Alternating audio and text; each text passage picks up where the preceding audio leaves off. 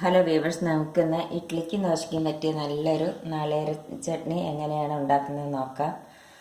അതിന് വേണ്ടിയിട്ട് ഇൻഗ്രീഡിയൻസ് പിന്നെ നാളികേരം ഒരു അരമുറി തേങ്ങ എടുത്തിട്ടുണ്ട്. അതായത് ഒരു 4-5 സ്പൂണ് നാളികേരം ചിരകി എടുത്തിട്ടുണ്ടാകും.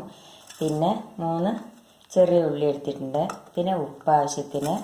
പിന്നെ പച്ചമുളക് ഒരെണ്ണം. ഇത് വലിയ പച്ചമുളകാണ്, അതിനാലാണ് ഞാൻ ഒരെണ്ണം എടുത്തിരിക്കുന്നത്. നിങ്ങൾ എരിവിനനുസരിച്ച് എടുക്കണം.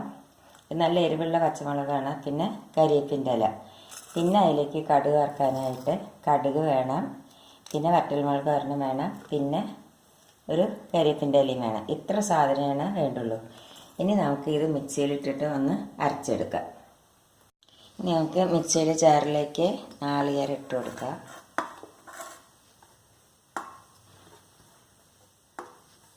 ഈ ചെറിയ ഉള്ളി ഇട്ട് കൊടുക്കുക.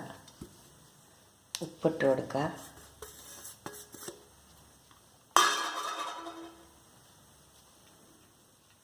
കരിവേപ്പിൻ്റെ ഇല ഇട്ട് കൊടുക്കുക.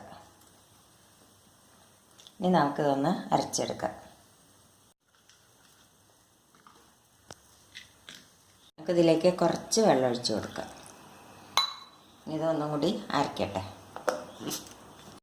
ഇപ്പം നമ്മുടെ ചമ്മന്തി അരച്ച് കഴിഞ്ഞ് ഇനി നമുക്ക് ഇതിലേക്ക് കടുക് വറുത്തിടാം. അതിനായിട്ട് ഒരു ചീനച്ചട്ടി അടുപ്പത്ത് വെച്ചു.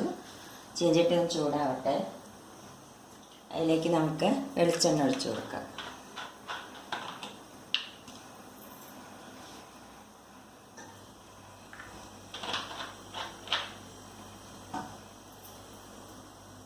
ഇതിലേക്ക് നമുക്ക് കടുക് ഇട്ട് കൊടുക്കാം.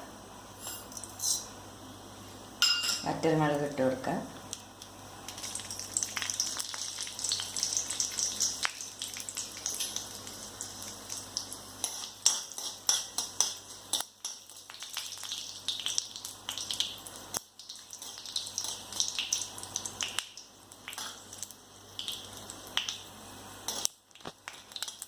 നമുക്ക് കരിവേപ്പിൻ്റെ ഇല ഇട്ട് കൊടുക്കാം.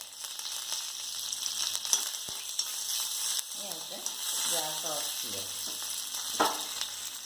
അപ്പോൾ ഈ ചമ്മന്തി ഇതിലേക്ക് നമുക്ക് ഒഴിച്ച് കൊടുക്കാം.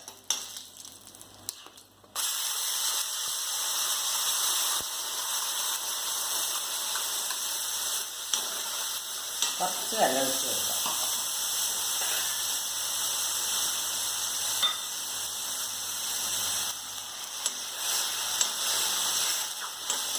നമ്മുടെ ഇഡ്ലിക്കും ദോശയ്ക്കും പറ്റിയ നാളികേര ചട്നി റെഡിയായി.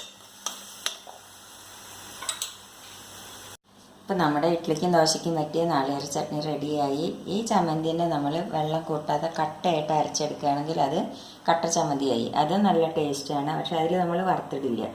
ഇത് നിങ്ങളെല്ലാവരും ട്രൈ ചെയ്ത് നോക്കുമല്ലോ. ഇഷ്ടപ്പെടുകയാണെങ്കിൽ ലൈക്ക് ചെയ്യാനും ഷെയർ ചെയ്യാനും സബ്സ്ക്രൈബ് ചെയ്യാനും മറക്കരുത്. Thank you.